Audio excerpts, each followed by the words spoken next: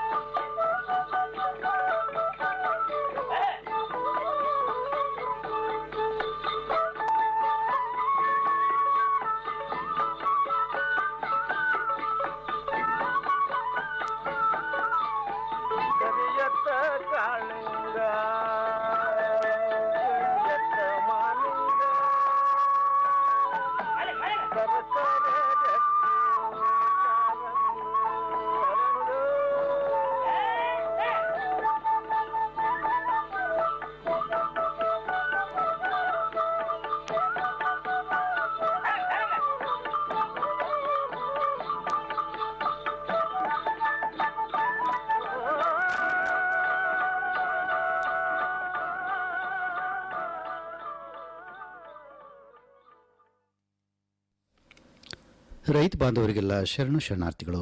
ಇಂದಿನ ಕೃಷಿ ರಂಗ ಕಾರ್ಯಕ್ರಮದಲ್ಲಿ ಮೊದಲಿಗೆ ಕೃಷಿಯಲ್ಲಿ ಬೇವಿನ ಮರದ ಮಹತ್ವ ಕುರಿತು ಡಾಕ್ಟರ್ ದೊಡ್ಡಬಸವ ಅವರೊಂದಿಗೆ ಸಂದರ್ಶನ, ನಂತರ ಹವಾಮಾನ ವರದಿ ಹಾಗೂ ಹವಾಮಾನ ಆಧಾರಿತ ಕೃಷಿ ಸಲಹೆಗಳು, ನಂತರ ಪೇಟೆ ಧಾರಣೆ.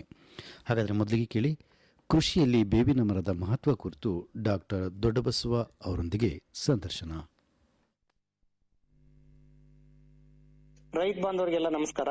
ರೈತ ಬಂಧುರು, ಇವತ್ತಿನ ಒಂದು ಕಾರ್ಯಕ್ರಮದಲ್ಲಿ ಕೃಷಿಯಲ್ಲಿ ಬೇವಿನ ಮರದ ಮಹತ್ವ ಎಷ್ಟರ ಮಟ್ಟಿಗಿದೆ, ಬೇವಿನ ಮರ ಯಾವೆಲ್ಲ ಕೆಲಸಗಳಿಗೆ ನಮ್ಮ ರೈತರಿಗೆ ಕೃಷಿಯಲ್ಲಿ ಅಷ್ಟು ಉಪಕಾರಿಯಾಗಿದೆ, ಜೊತೆಗೆ ಈ ಬೇವಿನ ಮರವನ್ನ ಉಳಿಸಿಕೊಂಡು ಬೆಳೆಸಿಕೊಂಡು ಹೋಗಬೇಕಾದ್ರೆ ಏನೆಲ್ಲ ಒಂದು ನಾವು ಎಚ್ಚರಿಕೆಯನ್ನ ಕಾಳಜಿಯನ್ನ ತಗೋಬೇಕಾಗತ್ತೆ, ಮತ್ತು ಬೇವಿನ ಉತ್ಪನ್ನಗಳನ್ನ ಯಾವ ರೀತಿಯಾಗಿ ಕೃಷಿಯಲ್ಲಿ ಬಳಸಲಿಕ್ಕೆ, ಆ ಬೇವಿನ ಗಿಡದ ಪ್ರತಿಯೊಂದು ಉತ್ಪನ್ನ ಕೃಷಿಯಲ್ಲಿ ಯಾವ ರೀತಿ ಬಳಸಿಕೊಳ್ಳಿಕ್ಕೆ ಅವಕಾಶಗಳಿದಾವೆ ಅಂತಕ್ಕಂಥ ವಿಚಾರವಾಗಿ ನಮ್ಮ ರೈತರಿಗೆ ಮಾಹಿತಿಯನ್ನು ನೀಡಲಿಕ್ಕೆ ನಮ್ಮ ಜೊತೆ ಇವತ್ತು ರಾಯಚೂರು ಕೃಷಿ ವಿಶ್ವವಿದ್ಯಾಲಯದ ಭೀಮರಾಯನಗುಡಿ ಕೃಷಿ ಮಹಾವಿದ್ಯಾಲಯದ ಕೃಷಿ ಅರಣ್ಯ ಶಾಸ್ತ್ರ ವಿಭಾಗದ ಪ್ರಾಧ್ಯಾಪಕರಾದಂತ ಡಾಕ್ಟರ್ ದೊಡ್ಡಬಸವ ಅವರು ನಮ್ಮೊಂದಿದ್ದಾರೆ. ಅವರಿಂದ ಈ ವಿಚಾರವಾಗಿ ಇವತ್ತಿನ ಕಾರ್ಯಕ್ರಮದಲ್ಲಿ ಮಾಹಿತಿಯನ್ನ ಮಾಡ್ಕೊಳ್ಳುವಂತ. ನಮಸ್ಕಾರ ದೊಡ್ಡಬಸವ ಅವರೇ. ನಮಸ್ಕಾರ. ಹೇಳಿ, ತಾವು ಬೇವಿನ ಗಿಡದ ಬಗ್ಗೆ ಅಥವಾ ಬೇವಿನ ಉತ್ಪನ್ನಗಳ ಬಗ್ಗೆ ನಮ್ಮ ರೈತರಿಗೆ ಏನ್ ಹೇಳ್ತೀರಿ? ಬೇವಿನ ಗಿಡ ಯಾವ ರೀತಿ ಕೃಷಿಯಲ್ಲಿ ಉಪಯುಕ್ತ ಇದೆ ಅಂತಕ್ಕಂತ ವಿಚಾರ. ಬೇವಿನ ಮರ ಒತ್ತಾರಿ ಧೋರಣ ಮರವಾಗಿದ್ದು ಒಂದು ದೊಡ್ಡ ಗಾತ್ರದ ಮರ ಅಂತ ಹೇಳ್ಬೋದು ನಾವು. ಇಲ್ಲಿ ಸ್ವಲ್ಪ ಬಹಳ ಬೇವಿನ ಮರ ಬಹಳ ಬಹು ಉಪಯೋಗಿ ಮರ ಅಂತ ಹೇಳ್ತೀವಿ ನಾವು. ಮಲ್ಟಿಪರ್ಪಸ್ ಟ್ರೀ ಅಂತ ಹೇಳ್ತೀವಿ. ಬಹು ಉಪಯೋಗಕ್ಕೆ ಬರುವಂತ ಮರ ಇರೋದ್ರಿಂದ ಇವತ್ತಿಗೂ ಕೂಡ ನಮ್ಮ ರೈತ ಬಾಂಧವರು ಸಾಕಷ್ಟು ಹೊಲದಲ್ಲಿ ಬೇವಿನ ಮರಗಳನ್ನ ನಾವು ನೈಸರ್ಗಿಕವಾಗಿ ಬೆಳೆದಂತ ಮರಗಳನ್ನ ಅವರು ಉಳಿಸಿಕೊಂಡು ಬರೋದನ್ನ ನಾವು ಕಂಡು ಬಂದಿರ್ತೇವೆ. ಬೇವಿನ ಮರವು ಇದು ಒಂದು ಬೆಳಕಿಗೆ ಚೆನ್ನಾಗಿ ಬೆಳಕು ಸಿಗತಕ್ಕಂತ ಪ್ರದೇಶದಲ್ಲಿ ಬೆಳೆತಕ್ಕಂತ ಮರ, ಮತ್ತು ಈ ಮರದಿಂದ ಸಾಕಷ್ಟು ಉಪಯೋಗಗಳಿದಾವೆ. ನಾವು ಉಪಯೋಗಗಳು ಹೇಳ್ಬೇಕಂದ್ರೆ ಮರಗಳನ್ನ ನಾವು ಒಂದೊಂದು ಭಾಗವಾಗಿ ತಗೊಂಡು ಹೋಗ್ಬೇಕಾಗತ್ತೆ. ಫಸ್ಟ್ ಮೊದಲ ಕಾಂಡವನ್ನು ತಗೊಳ್ಳೋಣ. ಮರದ ಕಾಂಡವನ್ನ ನಾವು ಮರಮಟ್ಟವಾಗಿ ಉಪಯೋಗಿಸ್ತೇವೆ. ಅಂದ್ರೆ ಮನೆ ಕಟ್ಟಡ ಮಾಡೋಕ್ಕಾಗಬಹುದು. ಅಂತ ಅತಿ ಬಡ ರೈತರು ಸಾಗವಾನಿ ಅಂತ ಕಟ್ಟಿಗೆಯನ್ನು ಉಪಯೋಗಿಸಕ್ ಆಗಲ್ಲ. ಅಂತ ಜನಗಳು ಬೇವಿನ ಮರವನ್ನ ಮರಮಟ್ಟವಾಗಿ ಮನೆಗೆ ಬಾಗಿಲುಗಳಾಗಿ ಅಥವಾ ತೊಲೆಗಳಾಗಿ ಮತ್ತು ಕಿಟಕಿಗಳು ಈ ತರ ಉಪಯೋಗ ಮಾಡೋದನ್ನು ನಾವು ಕಂಡು ಬರ್ತೀವಿ. ಅದ್ರ ಹೊರತಾಗಿ ನಮ್ಮ ಕೃಷಿ ಸಲಕರಣೆಗಳನ್ನು ಕೂಡ ಬೇವಿನ ಮರದ ಒಂದು ಕಾಂಡದಿಂದ ಮಾಡುವುದನ್ನು ನಾವು ಕಂಡು ಬರ್ತೀವಿ. ಅದೇ ರೀತಿಯಾಗಿ ಬೇವಿನ ರೆಂಬೆಗಳು ಏನು ಇರ್ತಾವಲ್ಲ, ಅವು ಕೂಡ ನಾವು ಉರುವಲು ಕಟ್ಟಿಯಾಗಿ ಬಳಸಬಹುದು, ಮತ್ತು ಅದರಿಂದ ನಾವು ಕಲ್ಲಿದ್ದಲು ಕೂಡ ಮಾಡುವಂತ ಒಂದು ಉಪಯೋಗವನ್ನು ನಾವು ಪಡಿಬಹುದು. ಸೊ ಹಂಗೆ ಮುಂದೆ ನಾವು ಎಲೆಗಳನ್ನು ನೋಡಿದಾಗ ಎಲೆಗಳನ್ನು ನಾವು ಕುರಿ ಮತ್ತು ಆಡುಗಳಿಗೆ ಮೇವಾಗಿ ಉಪಯೋಗಿಸಬಹುದು, ಮತ್ತು ದನಕರುಗಳು ಕೂಡ ಒಂದು ಸ್ವಲ್ಪ ಪ್ರಮಾಣದಲ್ಲಿ ಬೇವಿನ ಎಲೆಗಳನ್ನು ಮೇವಾಗಿ ಕೂಡ ನಾವು ಬಳಸಬಹುದು. ಯಥೇಚ್ಛವಾಗಿ ಆಡು ಸಾಕಾಣಿಕೆ ಮತ್ತು ಕುರಿ ಸಾಕಾಣಿಕೆಯಲ್ಲಿ ಬೇವಿನ ಎಲೆಗಳು ಮತ್ತು ಎಲೆಗಳನ್ನು ನಾವು ಮೇವಾಗಿ ಉಪಯೋಗಿಸೋದು ಕಂಡು ಬರ್ತೀವಿ. ಅದೇ ರೀತಿಯಾಗಿ ಎಲೆಗಳನ್ನು ಮತ್ತು ಸಾಕಷ್ಟು ವಿವಿಧ ತರವಾದಂತ ಪದಾರ್ಥಗಳನ್ನು ಮಾಡಲು ಕೂಡ ಎಲೆಗಳನ್ನು ಉಪಯೋಗಿಸ್ತಾರೆ. ನಾವು ಈಗ ಪ್ರಮುಖವಾಗಿ ಹೇಳ್ಬೇಕಂದ್ರೆ ಸೌಂದರ್ಯ ವರ್ಧಕಗಳಾದ ನಾವು ಬಳಸ್ತಕ್ಕಂಥ ಸೋಪ್ ಇರ್ಬೋದು, ಅಥವಾ ನಾವು ಬಳಸ್ತಕ್ಕಂತ ಟೂತ್ ಪೇಸ್ಟ್ ಇರ್ಬೋದು, ಇತರ ವಿವಿಧ ಪದಾರ್ಥಗಳು ಕೂಡ ಎಲೆಗಳನ್ನು ಬಳಸೋದು ನಾವು ಕಂಡು ಬರ್ತೀವಿ. ಅದ್ರ ಜೊತೆಗೆ ಎಲೆಗಳನ್ನು ಕೂಡ ನಾವು ಹಸಿರೆಲೆ ಗೊಬ್ಬರವಾಗಿ ನಾವು ಉಪಯೋಗಿಸಬಹುದು. ಇಷ್ಟೆಲ್ಲ ಇದು ಎಲೆಗಳಿಂದ ಆಗ್ತಕ್ಕಂಥ ಉಪಯೋಗಗಳು. ಮತ್ತು ಎಲೆಗಳನ್ನು ನಾವು ನೋಡ್ಬೇಕು, ಈಗ ದವಸ ಧಾನ್ಯಗಳನ್ನ ನಾವು ಶೇಖರಣೆ ಮಾಡ್ಬೇಕಾದ್ರ ಬೇವಿನ ತಪ್ಪಲುಗಳನ್ನ ಮತ್ತೆ ಎಲೆಗಳನ್ನ ಅದರಲ್ಲಿ ಹಾಕಿ ಇಡ್ತಾ ಇದ್ವಿ. ಅಂದ್ರೆ ಕೀಟಗಳಿಂದ ಮುಕ್ತಗೊಳಿಸಬೇಕು ಅಂದ್ರೆ ಬಹಳಷ್ಟು ದಿನ ನಾವು ಅದನ್ನ ಸುರಕ್ಷಿತವಾಗಿ ಇಡಕ್ ನಾವು ಅಗಿಗಳಂತ ಇರ್ತದೆ ಅಲ್ಲೆಲ್ಲ ಬೇವಿನ ಎಲೆಗಳನ್ನ ಉಪಯೋಗಿಸೋದು ನಾವು ಕಂಡು ಬರ್ತೀವಿ. ಅದ್ರ ಜೊತೆಗೆ ಎಲೆಗಳಿಂದ ಕೂಡ ಕಷಾಯ ಮಾಡೋದು ಇತ್ತೀಚಿನ ದಿನಗಳಲ್ಲಿ ಕಷಾಯ ಮಾಡಿ ಕೀಟನಾಶಕವಾಗಿ ಬಳಸೋದು ಕೂಡ ನಾವು ಅಲ್ಲೆಲ್ಲಿ ಕಂಡು ಬರ್ತೀವಿ. ಮತ್ ಮುಂದುವರೆದು ಬೇವಿನ ಬೀಜ ಇಲ್ಲಿ ಬಹಳ ಪ್ರಮುಖ ಪಾತ್ರ ವಹಿಸುತ್ತೆ. ಬೇವಿನ ಬೀಜದಲ್ಲಿ ಎಣ್ಣೆ ಅಂಶ ಇರೋದ್ರಿಂದ ನಾವು ಎಣ್ಣೆ ಕಾಳು ಮರ ಜಾತಿಗೆ ನಾವು ಬೇವಿನ ಮರವನ್ನು ಸೇರಿಸ್ತೀವಿ. ಸೊ ಬೇವಿನ ಎಣ್ಣೆಯನ್ನು ನಾವು ಪ್ರಮುಖವಾಗಿ ಕೀಟನಾಶಕವಾಗಿ ಬಳಸ್ತೀವಿ. ಅದ್ರ ಜೊತೆಗೆ ಬಣ್ಣ ತಯಾರಿಕೆಯಲ್ಲಿರ್ಬೋದು, ವಾರ್ನಿಶ್ ತಯಾರಿಕೆಯಲ್ಲಿರ್ಬೋದು, ಮತ್ತು ಸೌಂದರ್ಯ ವರ್ಧಕಗಳಾಗಿಯೂ ಮತ್ತು ಔಷಧ ರೂಪವಾಗಿಯೂ ಕೂಡ ಸೊ ಈ ಎಣ್ಣೆಯನ್ನು ಬಹಳಷ್ಟು ಬಳಕೆಯಲ್ಲಿದೆ. ಆದರೆ ಕೀಟನಾಶಕಿಗೆ ಸಾಕಷ್ಟು ಇದರ ಪ್ರಭಾವ ಇರೋದ್ರಿಂದ ಇದನ್ನು ಯಥೇಚ್ಛವಾಗಿ ಕೀಟನಾಶಕವಾಗಿ ಬಳಸ್ತಾರೆ. ಯಾಕಂದ್ರೆ ಅಲ್ಲಿ ಬಹಳಷ್ಟು ಬೇವಿನ ಎಣ್ಣೆಯನ್ನ ಕೀಟನಾಶಕವಾಗಿ ಬಳಸೋದನ್ನು ನಾವು ಕಂಡು ಬರ್ತೀವಿ. ಅದ್ರ ಜೊತೆಗೆ ಇದರಿಂದ ನಾವು ಇತ್ತೀಚಿನ ದಿನಗಳಲ್ಲಿ ಸೊ ಜೈವಿಕ ಇಂಧನ ಕೂಡ ನಾವು ಬೇವಿನ ಎಣ್ಣೆಯಿಂದ ನಾವು ಪಡ್ಕೋಬಹುದು. ಸೊ ಎಣ್ಣೆ ತೆಗೆದ ಮೇಲೆ ಬೇವಿನ ಬೀಜದಿಂದ ಬಂದಂತ ಕೇಕ್ ಅದನ್ನ ನಾವು ಏನು ಇಂಡಿ ಅಂತ ಹೇಳ್ತೀವಿ, ಆ ಇಂಡಿನೂ ಕೂಡ ನಾವು ಅದು ಉತ್ತಮವಾದ ಗೊಬ್ಬರ. ಆ ಗೊಬ್ಬರದಲ್ಲಿ ಸಾಕಷ್ಟು ಸಾರಜನಕ, ರಂಜಕ ಮತ್ತು ಪೊಟ್ಯಾಶ್ ಇರೋದ್ರಿಂದ ಸೊ ಅದನ್ನ ಗೊಬ್ಬರವಾಗಿ ಕೂಡ ನಾವು ಕೃಷಿಯಲ್ಲಿ ಬಳಸಬಹುದು. ಸೊ ಅದ್ರ ಜೊತೆಗೆ ನಾವು ಈಗ ತೋಟಗಾರಿಕೆ ಬೆಳೆಗಳಿರ್ಬೋದು ಅಂತ ಬೆಳೆಗಳಿಗೂ ಕೂಡ ಬೇವಿನ ಹಿಂಡಿಯನ್ನ ನಾವು ಶಿಫಾರಸ್ ಮಾಡ್ತಾ ಇದ್ವಿ. ಸೊ ಅದ್ರ ಜೊತೆಗೆ ಬೇವಿನ ಹಿಂಡಿ ಇದು ಬರೇ ನೀವು ಪೋಷಕಾಂಶಗಳನ್ನ ಅಷ್ಟೇ ಕೊಡೋದಿಲ್ಲ, ಅದ್ರ ಜೊತೆಗೆ ನೀವು ರೋಗ ನಿರೋಧಕ ಶಕ್ತಿ ಇರೋದ್ರಿಂದ ಸೊ ಈ ಹಿಂಡಿಯನ್ನ ಯಥೇಚ್ಛವಾಗಿ ಈ ತೋಟಗಾರಿಕೆ ಬೆಳೆಗಳಲ್ಲಿ ಬಳಸೋದು ಬಹಳ ಪ್ರಮುಖವಾಗಿ ಕಂಡು ಬರ್ತದೆ. ಇಷ್ಟು ಬೇವಿನ ಮರದ ಉಪಯೋಗಗಳು ಸರ್. ಈಗ ಬೇವಿನ ಮರಕ್ಕೆ ಬಂದಾಗ, ಯಾಕಂದ್ರೆ ಇಷ್ಟೆಲ್ಲ ಉಪಯೋಗ ಇರತಕ್ಕಂತ ಒಂದು ಬೇವಿನ ಮರವನ್ನ ರೈತರು ಯಾವ ರೀತಿ ಇದನ್ನ ಉಳಿಸ್ಕೊಂಡು ಹೋಗ್ಬೇಕಂತ ಹೇಳ್ತಾರೆ. ಬಹಳಷ್ಟು ಕಡೆ ನೋಡ್ತಾ ಇರ್ತೀವಿ, ಎಲ್ಲೆಲ್ಲಿ ಹೊಲದಲ್ಲಿ ಗಿಡ ದೊಡ್ಡದಾಗಿ ಬಿಡುತ್ತೆ ಅಂದ್ರ ಇಲ್ಲ ಅದೆಲ್ಲ ನಮ್ ಪೀಕ್ ಹಾಳು ಮಾಡ್ತತ್ತ, ನೆರಳಾಗತ್ತ ಅಂತ ಹೇಳಿ ಬಹಳಷ್ಟು ಜನ ಅದನ್ನ ಕಟ್ ಮಾಡಿ ಒಗದ್ ಬಿಡ್ತಿರ್ತಾರೆ. ಅದಕ್ಕೆ ತಾವು ತಜ್ಞರಾಗಿ ಯಾವ ರೀತಿ ಅದನ್ನ ನಾವು ಹೊಲದಲ್ಲಿ ಉಳಿಸ್ಕೊಂಡು ಹೋಗ್ಲಿಕ್ಕೆ ಸಲಹೆಗಳನ್ನ ಕೊಡ್ತೀರಿ ರೈತರಿಗೆ? ಬೇವಿನ ಮರ ಅಂತೂ ನಾವು ಎಲ್ಲಿ ಈಗ ಅಲ್ಲಿ ಏನೋ 1 ಅಥವಾ 2% ರೈತರು ಹಚ್ಚೋದ್ ಕಂಡು ಬರ್ತೀವಿ. ಇದು ನೈಸರ್ಗಿಕವಾಗಿ ತಾನೇ ಬೆಳಿತೈತೆ. ಅವ್ರಿಗೆ ಯಾಕಂದ್ರೆ ಬೇವಿನ ಬೀಜಗಳನ್ನು ಸಾಕಷ್ಟು ಪಕ್ಷಿಗಳು ಅದನ್ನ ತಿನ್ನೋದ್ರಿಂದ ಅವು ಅದರ ಏನು ಡಿಸ್ಪರ್ಸ್ ಅಂತ ಹೇಳ್ತೀವಿ ನಾವು. ಬಹಳಷ್ಟು ಕಡೆ ಅದನ್ನ ನಾವು ಹೇರಳವಾಗಿ ನಮ್ಮ ಭಾಗದಲ್ಲಿ ಕಂಡು ಬರೋದನ್ನ ನಾವು ನೋಡ್ತೇವೆ. ನೈಸರ್ಗಿಕವಾಗಿ ತಾನೇ ಬೆಳಿತಿರ್ತವೆ, ಯಾರು ಹಚ್ಚೋದ್ ಬೇಕಾಗಿರಲಿಲ್ಲ. ಅಂತವು ರೈತರ ಹೊಲದಲ್ಲಿ ತಾನಾಗಿ ಬಂದಂತ ಬೆಳೆಗಳು ಕೆಲವೊಂದು ಬಹಳಷ್ಟು ರೈತರು ನಾನು ಬಹಳಷ್ಟು ರೈತರು ಭೇಟಿಯಾಗಿ ಅವ್ರೇನು ಅಂತ ಅಂದ್ರೆ ಬೇವಿನ ಮರದ ಲಾಭಗಳನ್ನ ಬಹಳಷ್ಟು ಹೇಳ್ತಾರೆ. ಅದ್ರ ಜೊತೆ ಸ್ವಲ್ಪ ಈ ನೆರಳಿಂದ ಒಂದಿಷ್ಟು ನೀವ್ ಹೇಳ್ದಂಗೆ ಸ್ವಲ್ಪ ನೆರಳಿನಿಂದ ಬೆಳೆ ಹಾನಿ ಆಗೋದನ್ನ ಅವರು ಬಹಳಷ್ಟು ವ್ಯಕ್ತಪಡಿಸಿದ್ರು. ಬಟ್ ಅದಕ್ಕೆ ನಾವ್ ಏನ್ ಮಾಡ್ಬೋದು ಅಂದ್ರೆ ನಾವು ಬೇವಿನ ರಂಬೆಗಳನ್ನ ನಮ್ ಬೆಳೆ ಇದ್ದ ಸಮಯದಲ್ಲಿ ರಂಬೆಗಳನ್ನ ಸವರೋದ್ರಿಂದ ನಾವು ನೆರಳಿನ ಏನು ಅದು ಪೈಪೋಟಿ ಇರ್ತೈತಲ್ಲ, ಬೆಳಕಿನ ಪೈಪೋಟಿಯನ್ನ ಸ್ವಲ್ಪ ಪ್ರಮಾಣದವರೆಗೆ ನಾವು ತಗ್ಗಿಸಬಹುದು.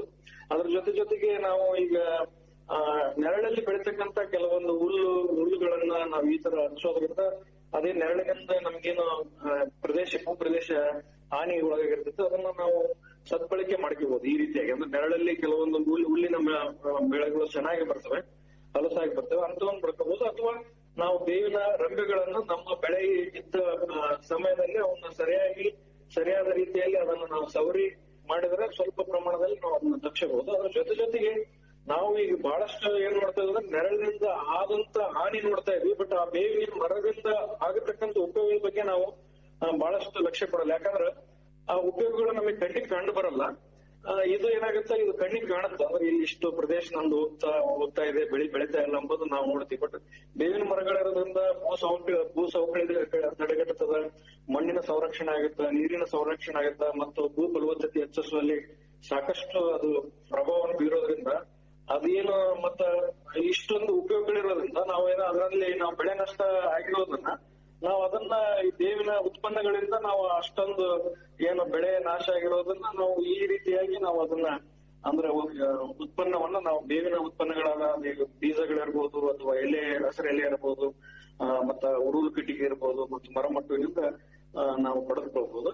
ಸೊ ಹಂಗಾಗಿ ಬೇವಿನ ಮರಗಳನ್ನ ಸಾಕಷ್ಟು ನೈಸರ್ಗಿಕವಾದಂತ ಬಂದಂತ ಮರಗಳನ್ನ ಉಳಿಸ್ಕೊಂಡು ಸೊ ರಂಬೆಗಳನ್ನ ಸರಿಯಾಗಿ ಸವರೋದ್ರ ಮೂಲಕ ನಾವು ಸ್ವಲ್ಪ ಮಟ್ಟಿಗೆ ಪೈಪೋಟಿಯನ್ನ ಕಡಿಮೆ ಮಾಡಿರ್ಬೋದು ಅಂತ ನಾನು ಹೇಳಕ್ ಇಷ್ಟಪಡ್ತೀನಿ. ತಾವು ಕೃಷಿ ಅರಣ್ಯ ತಜ್ಞರಾಗಿ ರೈತರಿಗೆ ಈ ಕೃಷಿ ಅರಣ್ಯ ಬೆಳೆಯಾಗಿ ಇದನ್ನ ಬೇವನ್ನ ಯಾವ ರೀತಿ ಬೆಳಿಲಿಕ್ಕೆ ಸಲಹೆಗಳನ್ನ ಕೊಡ್ತೀರಿ? ಕೃಷಿ ಅರಣ್ಯದಲ್ಲಿ ಇದರಲ್ಲಿ ಏನಾದ್ರು ಬೇವಿನಲ್ಲಿ ಸುಧಾರಿತ ತಳಿಗಳಿದಾವ ಹೇಗೆ? ಯಾಕಂದ್ರೆ ನಮ್ಮ ಹಳೆಯ ಜಾತಿಯ ಒಂದು ಏನು ಟ್ರೆಡಿಷನಲ್ ಬೇವಿನ ತಳಿಗಳಿದಾವೆ, ಬಹಳಷ್ಟು ಹೆಮ್ಮರವಾಗಿ ಬೆಳಿತವೆ, ಬಹಳಷ್ಟು ಬೃಹದಾಕಾರವಾಗಿ ಬೆಳಿತಕ್ಕಂತ ಒಂದು ಪ್ರವೃತ್ತಿನ ಹೊಂದಿದಾವೆ. ಇದರಲ್ಲಿ ಇತ್ತೀಚೆಗೆ ಏನಾದ್ರು ಸುಧಾರಿತ ತಳಿಗಳು ಬೇವಿನಲ್ಲಿ ಬಂದಿದಾವ ಹೇಗೆ? ಸುಧಾರಿತ ತಳಿಗಳಂತ ಇನ್ನೂ ಬಹಳ ದೊಡ್ಡ ಪ್ರಮಾಣದಲ್ಲಿ ಈಗ ತಾನಾಗಿ ಬರತಕ್ಕಂಥ ಸುಧಾರಿತ ಬೆಳೆಗಳ ಸಂಶೋಧನೆ ನಡೆದಿದೆ. ಅದರಲ್ಲಿ ಏನ್ ಮಾಡ್ತಾರೆ ಅಂದ್ರೆ ಅವರು ಒಳ್ಳೆ ಉತ್ತಮವಾದ ಮತ್ತು ಚೆನ್ನಾಗಿರ್ತಕ್ಕಂಥ ಮರಗಳಿಂದ ಆಯ್ದ ಬೀಜಗಳನ್ನ ತಂದು ಅವನ್ನ ಬೆಳವಣಿಗೆ ಮಾಡ್ತಾ ಇದ್ದಾರೆ. ಇಷ್ಟು ಸುಧಾರಿತ ಕ್ರಿಯೆ ನಡೆದಿದೆ. ಅಂದ್ರೆ ಕೆಲವೊಂದು ಭಾಗದಲ್ಲಿ ಚೆನ್ನಾಗಿ ಬರ್ತಾ ಇದ್ದಾವೆ, ಕೆಲವೊಂದು ಭಾಗದಲ್ಲಿ ಅಷ್ಟು ಚೆನ್ನಾಗಿ ಬರೋದಿಲ್ಲ. ಮತ್ತು ಎಣ್ಣೆ ಅಂಶ ಕೂಡ ಅದು ಕೆಲವೊಂದು ಭಾಗದಲ್ಲಿ ಬಹಳ ಚೆನ್ನಾಗಿದೆ, ಕೆಲವೊಂದು ಭಾಗದಲ್ಲಿ ಚೆನ್ನಾಗಿರಲ್ಲ. ಯಾಕಂದ್ರೆ ಇದು ನಮ್ಮ ಒಣ ಪ್ರದೇಶದಲ್ಲಿ ಇಡೀ ಭಾರತದಲ್ಲಿ ಬೆಳೆಯೋದ್ರಿಂದ ಗುಜರಾತ್ ಇರ್ಬೋದು, ರಾಜಸ್ಥಾನ ಇರ್ಬೋದು, ಕರ್ನಾಟಕ ಇರ್ಬೋದು, ತಮಿಳುನಾಡು ಇರ್ಬೋದು, ಆಂಧ್ರ ಪ್ರದೇಶ ಇರ್ಬೋದು, ಎಲ್ಲಾ ಭಾಗಗಳಲ್ಲಿ ಸೊ ಆ ರೀತಿ ಸಂಶೋಧನೆ ನಡೀತದೆ. ಬಟ್ ಆದ್ರೆ ಈ ಬೇರೆ ತಳಿ ಅಂತ ಏನು ಇನ್ನು ಇದುವರೆಗೆ ಯಾವುದೇ ಒಂದು ಹೊಸ ತಳಿ ಅಂತ ಏನ್ ಮಾಡಿಲ್ಲ. ಈ ಬೇವಿನ ಮರಗಳಲ್ಲಿ ಒಳ್ಳೆ ಮರಗಳಿಂದ ಆಯ್ದಂತ ಬೀಜಗಳನ್ನ ಆಯ್ಕೆ ಮಾಡ್ಕೊಂಡು ಅಥವಾ ಒಳ್ಳೆ ಪ್ರದೇಶದಿಂದ ಆಯ್ಕೆ ಅಂದ್ರೆ ಚೆನ್ನಾಗಿ ಇರ್ತಕ್ಕಂಥ ಅಂದ್ರೆ ಬೇವಿನ ಎಣ್ಣೆ ಅಂಶ ಚೆನ್ನಾಗಿರ್ತಕ್ಕಂಥ ಪ್ರದೇಶದಿಂದ ಆಯ್ದ ಬೀಜಗಳಿಂದ ಆ ತರವಾಗಿ ಈಗ ಮುಖ್ಯ ಪ್ರಮುಖವಾಗಿ ಇಂಥ ಭಾಗದಲ್ಲಿ ಬೀದರ್ ಭಾಗದಲ್ಲಿ ಚೆನ್ನಾಗಿದೆ, ಬಿಜಾಪುರ ಭಾಗದಲ್ಲಿ ಚೆನ್ನಾಗಿದೆ, ಆ ತರ ಪ್ರದೇಶಕ್ಕೆ ಅನುಗುಣವಾಗಿ ಸೊ ಬೀಜಗಳನ್ನ ತಂದು ಅದನ್ನ ಬೆಳೆಸಿ ರೈತರಿಗೆ ಕೊಡುವ ಒಂದು ವ್ಯವಸ್ಥೆ ಮಾಡಿದೆ. ಆದ್ರೆ ಸುಧಾರಿತ ತಳಿ ಅಂತ ಹೇಳಿ ಇನ್ನೂ ಏನು ಮಾಡಿಲ್ಲ. ಇಲ್ಲಿ ಬೇವಿನ ಒಂದು ವೇಸ್ಟ್ ಲ್ಯಾಂಡ್ ಇತ್ತಂದ್ರೆ ಇವತ್ತು ರೈತರು ಸಾಕಷ್ಟು ಭೂಮಿ ಹಾಳು ಬಿದ್ದಿರ್ತದ, ಅಲ್ಲಿ ಏನು ಬೆಳೀತಾ ಇರಂಗಿಲ್ಲ. ಅಂತ ಭೂಮಿಯಲ್ಲಿ ತಾವು ಬೇವಿನ ಗಿಡಗಳನ್ನ ಹಚ್ಚಿ ಬೆಳೆಸಲಿಕ್ಕೆ ಸಲಹೆಗಳು ಕೊಡ್ತೀರಾ? ಇದು ಬೇವು ನಮ್ಮ ಭಾಗದಲ್ಲಿ ಚೆನ್ನಾಗಿ ಬರೋದ್ರಿಂದ ಒಣ ಹವೆ ಪ್ರದೇಶದಲ್ಲಿ ಚೆನ್ನಾಗಿ ಬರೋದ್ರಿಂದ ಅದು ಸುಮಾರು ಇದು ಮಳೆ ಬೀಳುವ ಪ್ರದೇಶ 450ರಿಂದ 1150 mm ಪ್ರತಿ ವರ್ಷಕ್ಕೆ ಬೀಳಂತ ಪ್ರದೇಶದಲ್ಲಿ ಬೆಳೆತಿದ್ದೀವಿ. ಅತಿ ಹೆಚ್ಚು ಮಳೆ ಬೀಳುವ ಪ್ರದೇಶದಲ್ಲೂ ಇದು ಚೆನ್ನಾಗಿ ಬೀಳಲ್ಲ, ಅತಿ ಕಡಿಮೆ ಬೆಳೆ ಪ್ರದೇಶಗಳಲ್ಲಿ ಅಂದ್ರೆ ಅಷ್ಟು ಚೆನ್ನಾಗಿ ಬೀಳಲ್ಲ. ಸೊ ಅಲ್ಲ ಇಂತ ಒಂದು ಬರ ನಿರೋಧಕ ಶಕ್ತಿ ಇರೋದ್ರಿಂದ ಬೇವಿನ ಮರಗಳು ಬಂಜರ ಭೂಮಿಯಲ್ಲೂ ಕೂಡ ಬೆಳೆಯುವಂತ ಶಕ್ತಿ ಇರೋದ್ರಿಂದ ಅಂತ ಭೂಮಿಯನ್ನು ಸದ್ಬಳಕೆ ಬೇವಿನ ಮರಗಳನ್ನ ಹಚ್ಚೋದ್ರಿಂದ ಸದ್ಬಳಕೆ ಮಾಡ್ಕೋಬಹುದು. ಬಂದಂತ ಬೀಜಗಳನ್ನ ಉಪಯೋಗ ಮಾಡೋದು ಅಂದ್ರೆ ಏನ್ ಉಪಯೋಗಗಳದ ಆ ಉಪಯೋಗಗಳನ್ನ ನಾವು ಸ್ವತಃ ಮಾಡೋದ್ರಿಂದ ಸೊ ಅದಕ್ಕೆ ಅನುಕೂಲ ಆಗುತ್ತೆ. ಈ ನೋಡ್ರಿ, ಈಗ 2 ವರ್ಷದಲ್ಲಿ ಈಗ ಸುಮಾರು 2020, 21, 22ರಲ್ಲೆಲ್ಲ ಕರೋನಾದ ಸಂದರ್ಭದಲ್ಲಿ ಸಾಕಷ್ಟು ಬೇವಿನ ಗಿಡಗಳು ಎಲ್ಲ ಒಣಗಿ ಹೋಗ್ಬಿಟ್ಟು ಈಗ ಮತ್ತೆ ಪುನಃ ಚಿಗುತ್ತು ಅಲ್ಲಲ್ಲಿ ನೋಡ್ತಾ ಇದ್ದೀವಿ, ಹೂಗಳು ಬಿಡ್ತಾ ಇದ್ದಾವೆ. ಹೂ ಬಿಟ್ಟು ಇನ್ನು ಕೆಲವೇ ದಿನಗಳಲ್ಲಿ ಕಾಯಿ ಹಣ್ಣು ಎಲ್ಲ ಆಗತ್ತೆ. ಹೇಗೆ ಒಂದು ಬೇವಿನ ಬೀಜ ಸಂಗ್ರಹಣೆ ಹೇಗ್ ಮಾಡ್ಬೇಕು? ತಾವು ತಜ್ಞರಾಗಿ ಏನ್ ಹೇಳ್ತೀರಿ ರೈತರಿಗೆ? ಬೇವಿನ ಬೀಜ ತಮ್ಮ ಹೊಲದಲ್ಲಿ ಒಂದು ಗಿಡ ಇರುತ್ತೆ, ರೈತರ ಹೊಲದಲ್ಲಿ ಬೀಜವನ್ನ ಸಂಗ್ರಹಣೆ ಮಾಡಿ ಹೇಗೆ ಶೇಖರಣೆ ಮಾಡ್ಬೇಕು, ಯಾವ ರೀತಿ ಅದನ್ನ ಉಪಯೋಗ ಮಾಡ್ಕೋಬೇಕಂತ ಹೇಳ್ತೀರಿ? ನಿಮ್ ಮೊದ್ಲು ಹೇಳಿದಂಗೆ ಕೊರೋನಾ ಟೈಮಿಗೆ ಅದೊಂದು ಕೀಟ ಬಾಧೆ ಒಳಪಟ್ಟಿತ್ತು ಬೇವಿನ ಮರ, ಟೀ ಮಸ್ಕಿಟೋ ಅಂತ ಹೇಳ್ತಾನೆ. ಬಟ್ ಅದು ತನ್ನದೇ ಆದಂತ ಒಂದು ಶಕ್ತಿ ಇರೋದ್ರಿಂದ ಅದಕ್ಕೆ ಯಾವುದೇ ಇದಾಗಿಲ್ಲ. ಈಗೆಲ್ಲ ಕಡೆ ಅದು ಕೀಟ ಸ್ವಲ್ಪ ಕಡಿಮೆ ಆಗಿದೆ, ಅಷ್ಟೊಂದು ಕಂಡು ಬರ್ತಾ ಇಲ್ಲ. ಈಗ ಹೂವಾಡುವ ಹಂತದಲ್ಲಿದೆ, ಬೇವಿನ ಮರವು ಹೂವಾಡುವ ಹಂತದಲ್ಲಿದೆ. ಹೂವಾಡದ ಅಂತಂದ್ರೆ ಇನ್ನು 1 ತಿಂಗಳ ನಂತರ ಸುಮಾರು ಏಪ್ರಿಲ್ ಕೊನೆ ಭಾಗದಲ್ಲಿ ಅಥವಾ ಮೇ ಫಸ್ಟ್ ಮೊದಲನೇ ವಾರದಿಂದ ಈ ಬೀಜಗಳು ಪ್ರಾರಂಭ ಆಗ್ತವೆ. ಸೊ ಈ ಬೀಜಗಳು ತಾನಾಗಿ ಅಲ್ಲಿ ಪಕ್ಷಿಗಳು ಬರ್ತವೆ ಮತ್ತೆ ಅಲ್ಲಿ ಬೀಜಗಳನ್ನು ತಿಂತವೆ, ಅಲ್ಲೇ ಸಾಕಷ್ಟು ಅಲ್ಲೇ ಬೀಳ್ತವೆ. ಸೊ ಅದನ್ನ ಏನ್ ಮಾಡ್ತಾರೆ, ಮೊದ್ಲಿಂದನೂ ಬೆಳೆಯೋದೈತೆ, ಬಾರಿಗೆಯಿಂದ ಬೆಳೆದು ಅದನ್ನ ಶೇಖರಣೆ ಮಾಡ್ತಾರೆ. ಕೆಲವೊಬ್ರು ಸೊ ತಾಡ್ಪತ್ರನ ಇಟ್ರೆ ಅಂದ್ರೆ ಅದ್ರ ಮೇಲೆ ಬೀಳ್ತವೆ, ಮತ್ತೆ ಅದನ್ನೇ ನಾವು ಕಲೆಕ್ಟ್ ಮಾಡ್ತಿರ್ಬೋದು.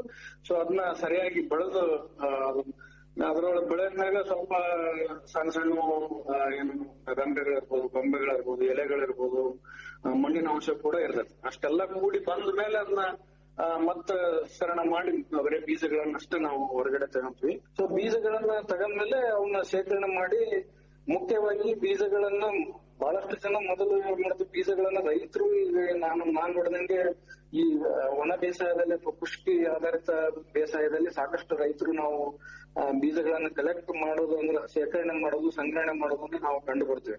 ಸೊ ಈ ನೀರಾವರಿ ಭಾಗದಲ್ಲಿ ಬಹಳಷ್ಟು ರೈತರು ಯಥೇಚ್ಛವಾಗಿ ಅದನ್ನ ಆ ಕೆಲಸ ಮಾಡಲ್ಲ, ಬಟ್ ಒಣ ಪ್ರದೇಶದಲ್ಲಿ ಮಾಡ್ತಾರೆ. ಆದ್ರೆ ಏನಪ್ಪಾ ಅಂದ್ರೆ ಅವರು ಅದನ್ನ ಮಾರಾಟ ಮಾಡ್ತಾರೆ. ಆ ಮಾರಾಟ ಮಾಡೋದಕ್ಕಿಂತ ಪ್ರಮುಖವಾಗಿ ಅದನ್ನ ಅವರು ತಮ್ಮ ಭೂಮಿಗೆ ಅಥವಾ ತಮ್ಮ ಕೃಷಿಯಲ್ಲಿ ಅದನ್ನ ಉಪಯೋಗಿಸಿದ್ರೆ ಬಹಳ ಸೂಕ್ತ. ಅದು ಉಪಯೋಗಿಸಿದ ನಂತರ ಹೆಚ್ಚಿಗೆ ದುಡ್ಡನ್ನ ಮಾರಾಟ ಮಾಡಿ ದುಡ್ಡು ಕೂಡ ಬೆಳೆಸಬಹುದು.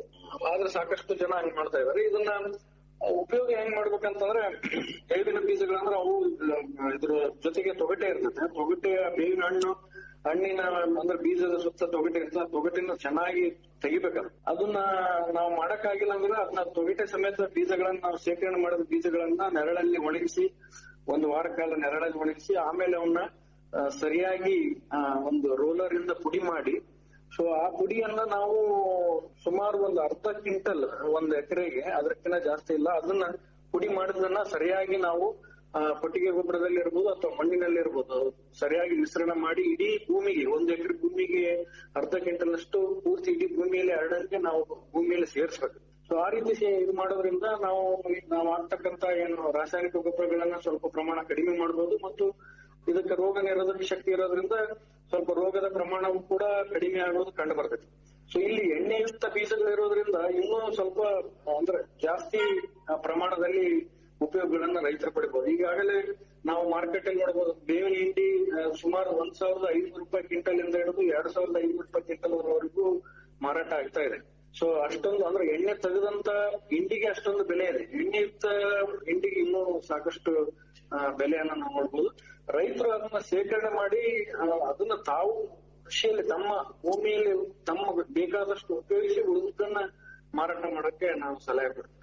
ಏನ್ ಹೇಳಿಕ್ ಇಷ್ಟಪಡ್ತೀರಿ? ಬೇವು ಯಾವ ರೀತಿ ನಮ್ಮ ರೈತರ ಪಾಲಿಗೆ ಒಂದು ಕಲ್ಪವೃಕ್ಷ ಅಂತ ಹೇಳ್ಬೋದು ಬೇವು.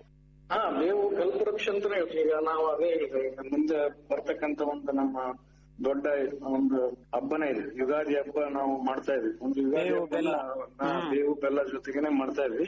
ಸೊ ಕಲ್ಪವೃಕ್ಷ ಅಂದ್ರಲ್ಲ, ಅದಕ್ಕೆ ನಾನು ಹೇಳ್ತೀನಿ ಬೇವಿನ ಒಂದು ಮಹತ್ವ ಎಷ್ಟು ಅಂದ್ರೆ, ನಮ್ಮ ಒಂದು ಸಂಪ್ರದಾಯದಲ್ಲಿಯೂ ಕೂಡ ಬೇವಿಗೆ ಅಷ್ಟೊಂದು ಮಹತ್ವವನ್ನು ಕೊಟ್ಟಿರ್ತೀವಿ ನಾವು. ಸೊ ಅದನ್ನ ಬೇವನ್ನ ನಾವು ಆ ಹಬ್ಬವನ್ನ ಬೇವು ಮತ್ತು ಬೆಲ್ಲದ ಜೊತೆಗೆ ಮಾಡುವುದು ಒಂದು ಉದ್ದೇಶ ಅಂದ್ರೆ, ನಾವು ಸುಖ ದುಃಖಗಳು ಸಮವಾಗಿರ್ಲಿ ಅಂತ ಒಂದು ಭಾವನೆ ಇಟ್ಕೊಂಡು ಅದನ್ನ ಮಾಡ್ತಾ ಇದ್ವಿ. ಆದ್ರೆ ಅದನ್ನ ನಾವು ವೈಜ್ಞಾನಿಕವಾಗಿ ನೋಡಿದಾಗ, ಏನೇ ನಾವು ಯಾವುದೇ ಒಂದು ಸಂಪ್ರದಾಯ ಮಾಡಿದ್ರು ಅದಕ್ಕೂ ಒಂದು ವೈಜ್ಞಾನಿಕವಾದ ಒಂದು ಕಾರಣ ಇದೆ. ಅದರಂಗೆ ಇದು ಬೇವು ಬೆಲ್ಲ ನಾವು ಸೇವನೆ ಮಾಡುವುದು ವರ್ಷಕ್ಕೊಮ್ಮೆ, ಇದಕ್ಕೂ ಕೂಡ ಒಂದು ವೈಜ್ಞಾನಿಕ ಕಾರಣವಿದೆ. ಅಂದ್ರೆ ನಮ್ಮ ಹೊಟ್ಟೆಯಲ್ಲಿ ಸಾಕಷ್ಟು ಒಂದು ವರ್ಷಗಳ ಕಾಲ ನಾವೆಲ್ಲ ಇದು ಮಾಡಿರ್ತೀವಿ, ಅಲ್ಲಿ ಸಾಕಷ್ಟು ಕ್ರಿಮಿ ಕೀಟಗಳು ಇರ್ತವೆ. ಅಂತವನ್ನೆಲ್ಲ ಒಂದು ನಾಶ ಮಾಡೋದಕ್ಕೋಸ್ಕರ ನಾವು ಏನ್ ಮಾಡ್ತೀವಿ, ಬೇವಿನ ಹೂವು ಅಥವಾ ಪೌಡರ್ ಮಾಡಿ ಮತ್ತು ಜೊತೆಗೆ, ಯಾಕಂದ್ರೆ ಅದು ಕೈ ಇರೋದ್ರಿಂದ ಅದ್ರ ಜೊತೆಗೆ ಅದೇ ಪ್ರಮಾಣದಲ್ಲಿ ಬೆಲ್ಲವನ್ನು ಕೂಡ ಮಿಕ್ಸ್ ಮಾಡಿ ನಾವು ಸೇವನೆ ಮಾಡೋ ಒಂದು ವೈಜ್ಞಾನಿಕ ಪದ್ಧತಿ ಅಂತ ಹೇಳ್ಬೋದು. ಸೊ ಹಂಗೆ ಕೃಷಿಯಲ್ಲಿ ಕೂಡ ಇದು ಬೇವು ಸಾಕಷ್ಟು ಉಪಯೋಗ. ಅಂದ್ರೆ ಆಗ್ಲೇ ಹಸಿರೆಲೆ ಗೊಬ್ಬರ ಮಾಡಬಹುದು ನಾವು, ಮತ್ತೆ ಮೇವಾಗಿ ಉಪಯೋಗಿಸೋದು. ಕುರಿ ಆಡು ಸಾಕಾಣಿಕೆ ಇದ್ದರು ಅವರು ಪ್ರತಿದಿನ ತಮ್ಗೆ ಬೇಕಾದ ಸ್ವಲ್ಪ ಮಟ್ಟಿಗೆ ಒಂದು ಮೇವನ್ನ ಬೇವಿನ ಮರಗಳಿಂದ ದೊರಕಬಹುದು. ಅಂದ್ರೆ ಬೇಸಿಗೆಯಲ್ಲೂ ಕೂಡ ಅವ್ರಿಗೆ ಸತತವಾಗಿ ಮೇವಿನ ಲಭ್ಯತೆ ಒಂದು ಅವ್ರಿಗೆ ಬರ್ತೈತಿ. ಅದ್ರ ಜೊತೆಗೆ ಬೀಜದ ಲಾಭ ಸಾಕಷ್ಟಿದೆ. ಸೊ ಅವು ಸರಿಯಾಗಿ ನಾವು ಬಳಕೆ ಮಾಡಿದ್ರೆ ಕೃಷಿಯಲ್ಲಿ ಬೇವಿನ ಮರ ಒಂದು ಕಲ್ಪವೃಕ್ಷನೇ ಅಂದ್ರೆ ಕೃಷಿಗೆ ಪೂರಕವಾದ ಒಂದು ಮರ ಅಂತ ಹೇಳ್ಬೋದು. ಕೃಷಿಗೆ ಒಂದು ಪೂರಕವಾದಂತ ಮರ. ಈಗ ಇತ್ತೀಚೆಗೆ ನಾವು ಈಗಾಗಲೇ ಕೇಳ್ತಾ ಇದ್ವಿ, ಸಾವಯವ ಕೃಷಿ ಇರ್ಬೋದು ಅಥವಾ ನೈಸರ್ಗಿಕ ಕೃಷಿ ಇರ್ಬೋದು, ಅಲ್ಲಿ ಬೇವಿನ ಪಾತ್ರ ಬಹಳ ಪ್ರಮುಖ ಪಾತ್ರ ವಹಿಸುತ್ತೆ. ಯಾಕಂದ್ರೆ ಕೀಟನಾಶಕವಾಗಿ ನೀವು ಬಳಸಬಹುದು ಮತ್ತು ಗೊಬ್ಬರವಾಗಿ ಬಳಸಬಹುದು. ಆಗಲೇ ಹೇಳಿದ್ರೆ ಹಿಂಡಿ ಇರ್ಬೋದು, ಹಸಿರೆಲೆ ಗೊಬ್ಬರ ಇರ್ಬೋದು. ಈ ರೀತಿ ನಾವು ಬಳಸೋದ್ರಿಂದ ನಾವು ನೈಸರ್ಗಿಕವಾಗಿ ಬರತಕ್ಕಂತ ಈ ಗುಣಧರ್ಮಗಳಿರ್ತಕ್ಕಂಥ ಬೇವಿನ ಮರವನ್ನ ನಾವು ಕೃಷಿಗೆ ಪೂರಕವಾಗಿರೋದ್ರಿಂದ ಇದು ಕೃಷಿ ಬಹಳಷ್ಟು ಕೃಷಿಯಲ್ಲಿ ಒಂದು ಒಳ್ಳೆ ಉತ್ತಮವಾದ ಒಂದು ಕೃಷಿ ಜೊತೆಗೆ ಬೆಳೆಸುವಂತ ಮರ ಅಂತ ಹೇಳ್ಬೋದು. ಒಳ್ಳೇದು ದೊಡ್ಡ ಬಸವರ, ನೀವ್ ಹೇಳಿದಂಗೆ ಬೇವಿನ ಮರ ಒಂದು ರೈತರ ಪಾಲಿಗೆ ಒಂದು ಕಲ್ಪವೃಕ್ಷ ಅಂತ ಹೇಳ್ಬೋದು. ಯಾಕಂದ್ರೆ ಬೇವು ಮಣ್ಣು ಸಂರಕ್ಷಣೆಯಿಂದ ಹಿಡಿದು ಮಳೆ ನೀರಿನ ಸಂರಕ್ಷಣೆ ಮಾಡೋದ್ರೊಳಗೂ ಮತ್ತು ನಮ್ಮ ಜಾನುವಾರುಗಳಿಗೆ ನೆರಳನ್ನ ಒದಗಿಸುವುದಲ್ಲದೆ ಬೇವಿನ ತಪ್ಪಲ ಪ್ರತಿಯೊಂದು ಕಾರ್ಯದಲ್ಲಿ, ಶುಭ ಕಾರ್ಯದಲ್ಲಿ ಮತ್ತು ಒಳ್ಳೆಯ ಕಾರ್ಯದಲ್ಲಿ, ಕೆಟ್ಟ ಕಾರ್ಯದಲ್ಲಿ ಬೇವಿನ ತಪ್ಪಲವನ್ನ ಬಳಸ್ತಾ ಇರ್ತಾರೆ. ಆಯುರ್ವೇದ ಟ್ರೆಡಿಷನಲ್ ಆಯುರ್ವೇದದಲ್ಲಿ ವಿಶೇಷವಾಗಿ ಬೇವಿನ ತಪ್ಪಲಿಗೆ ಬಹಳಷ್ಟು ಮಹತ್ವ ಇದೆ. ಅದೇ ರೀತಿ ಬೇವಿನ ಬೀಜ ನಮ್ಮ ರೈತರ ಪಾಲಿಗೆ ಒಂದು ಒಳ್ಳೆಯ ಗೊಬ್ಬರ ಆಗಿ ಕೆಲಸ ಮಾಡುತ್ತೆ, ಕೀಟನಾಶಕವಾಗಿ ಕೆಲಸ ಮಾಡ್ತದೆ. ಬೇವಿನ ಎಣ್ಣೆ ದಿನನಿತ್ಯ ರೈತರು ಸಾಕಷ್ಟು ಕಾರ್ಯಕ್ರಮಗಳಲ್ಲಿ ಬೇವಿನ ಎಣ್ಣೆನ ಬಳಸೋದುಂಟು. ಅದೇ ರೀತಿ ಇದನ್ನ ಮುಂದಿನ ಜೈವಿಕ ಇಂಧನವನ್ನಾಗಿ ಬಳಸಲಿಕ್ಕೆ ಸಾಕಷ್ಟು ಅವಕಾಶಗಳಿದಾವೆ. ಮುಂದಿನ ದಿನಗಳಲ್ಲಿ ಬೇವಿಗೆ ಪೇಟೆಂಟ್ ಬರುತ್ತೆ ಅಂತಕ್ಕಂತ ವಿಚಾರವನ್ನ ಅಲ್ಲಲ್ಲಿ ನಾವು ಕೇಳ್ತಾ ಇದ್ದೇವೆ. ಇದೇ ಇತ್ತೀಚಿನ ದಿನಗಳಲ್ಲಿ ಅಂದ್ರೆ ಈ ಒಂದು ತಿಂಗಳಿಂದ ಬೇವಿನ ಒಂದು ದೊಡ್ಡ ಸಮ್ಮೇಳನ ನಡೀತು ಭಾರತ ದೇಶದಲ್ಲಿ.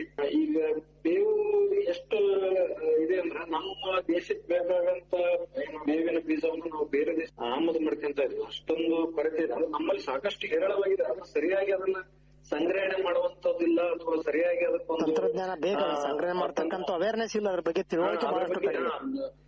ಅದ್ರ ಬಗ್ಗೆ ಅರಿವಿಲ್ಲ ಅಂತ ಹೇಳುದು. ಅಷ್ಟೊಂದು ಇಲ್ಲಿ ಯೂರಿಯಾ ನೀಮ್ ಕೋಟೆಡ್ ಯೂರಿಯಾ ಬಂದಿದೆ. ಅಂದ್ರೆ ಬೇವಿನ ಹಿಂಡಿಯಿಂದ ಕೋಟ್ ಮಾಡಿದಂತ ಯೂರಿಯಾನ ಬಳಸ್ತದೆ. ಅಂದ್ರೆ ಯೂರಿಯಾ ಜಲ್ದಿ ಬೇಗನೆ ಅದು ನಶಿಸಿ ಹೋಗೋದ್ರಿಂದ ಒಂದ್ಸತಿ ನಾವು ಅದು ಭೂಮಿಗೆ ಸೇರಿಸಿದ್ರಂದ್ರೆ ಅದು ಬೇಗನೆ ಹೋಗ್ಬಿಡ್ತದೆ. ಅದನ್ನ ಸ್ವಲ್ಪ ನಿಧಾನಗತಿಯಲ್ಲಿ ಹೋಗೋಕೆ ಬೇವಿನ ಬೀಜದ ನೀಮ್ ಕೋಟೆಡ್ ಯೂರಿಯಾನ ಯೂಸ್ ಮಾಡ್ತಾ ಇದ್ವಿ. ಸೊ ಹಂಗಾಗಿ ನಾವು ಬೇವಿನ ಬೀಜಗಳನ್ನ ಸಾಕಷ್ಟು ಯಥೇಚ್ಛವಾಗಿ ಉಪಯೋಗಿಸ್ತಾ ಇದ್ವಿ.